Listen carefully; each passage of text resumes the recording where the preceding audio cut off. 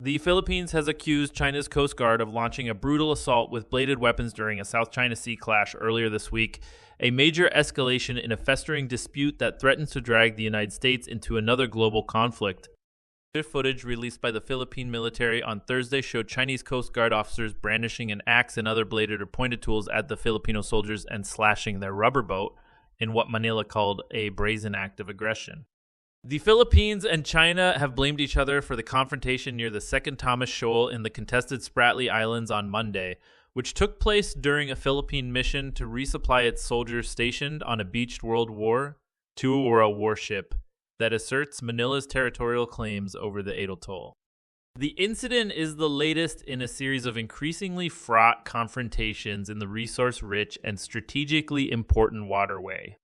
But the scenes captured in the latest footage mark an inflection point in the long-simmering tensions, with China adopting new, far more openly aggressive tactics that analysts say appear calculated to test how the Philippines and its key defense ally, the United States, will respond.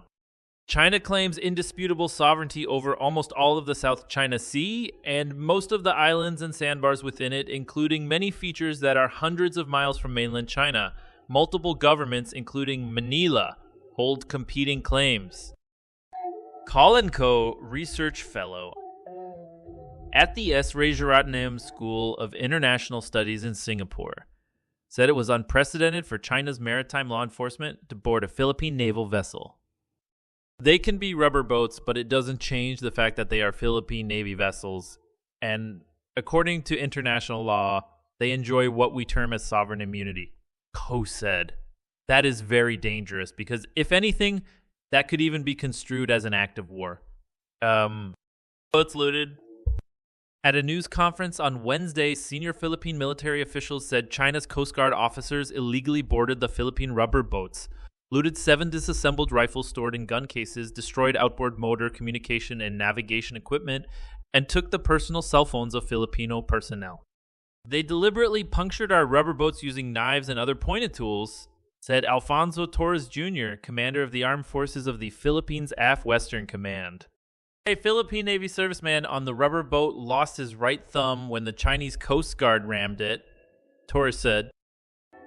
China's Coast Guard also deployed tear gas, blinding strobe lights, and continuously blared sirens, the AFC said. Only pirates do this.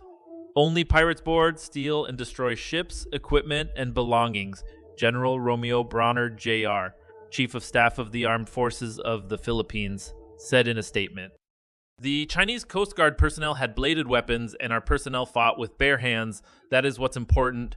We were outnumbered, and their weapons were unexpected, but our personnel fought with everything that they had, Bronner added. At a regular briefing with reporters on Thursday, China's foreign ministry was asked to comment on the allegations from the Philippines that their vessels were damaged by Chinese Coast Guard personnel wielding blades and firing tear gas. Spokesman Lin Jian did not address those allegations and instead reasserted Beijing's claims over the Second Thomas Shoal, known as Ren Igio in China. The Philippine operation was not for humanitarian supplies at all. The Philippine vessels carried not only construction materials but also smuggled weapons. They also intentionally rammed into Chinese vessels and splashed water and threw things on Chinese law enforcement personnel. Line said, these actions have obviously aggravated tensions at sea and seriously threatened the safety of Chinese personnel and ships. Mutual Defense Treaty. What happens in the South China Sea has profound implications for the U.S., which has a mutual defense treaty with the Philippines that dates back decades. The latest clash marks the first run in between the two countries since a new law in China took effect Saturday to authorize its Coast Guard to seize foreign ships and detain crews suspected of trespassing for up to 60 days without trial. It also comes just weeks after Philippine President Ferdinand Bongbong Marcos Jr. warned that the death of any Filipino citizen at the hands of another country in the waterway would be very close to an act of war. Marcos has sought closer ties with the U.S., which has repeatedly stressed Washington's ironclad commitment to a 1951 mutual defense treaty between the U.S. and the Philippines that stipulates both sides would help defend each other if either were attacked by a third party. The State Department spokesman Matthew Miller said Monday the United States stands with its ally, the Philippines, and condemns the escalatory and irresponsible actions by China. in a phone call with his Philippine counterpart Enrique A. Manila on Wednesday. A Secretary of State Antony Blinken said China's actions undermine regional peace and stability and underscored the United States' ironclad commitments to the Philippines under our Mutual Defense Treaty. Derek Grossman, a senior defense analyst at the RAND Corporation, a U.S.-based think tank, said the footage released by the Philippines clearly shows a Chinese attack on Philippine military assets, which according to Washington and Manila's defense pact would trigger mutual defense commitments.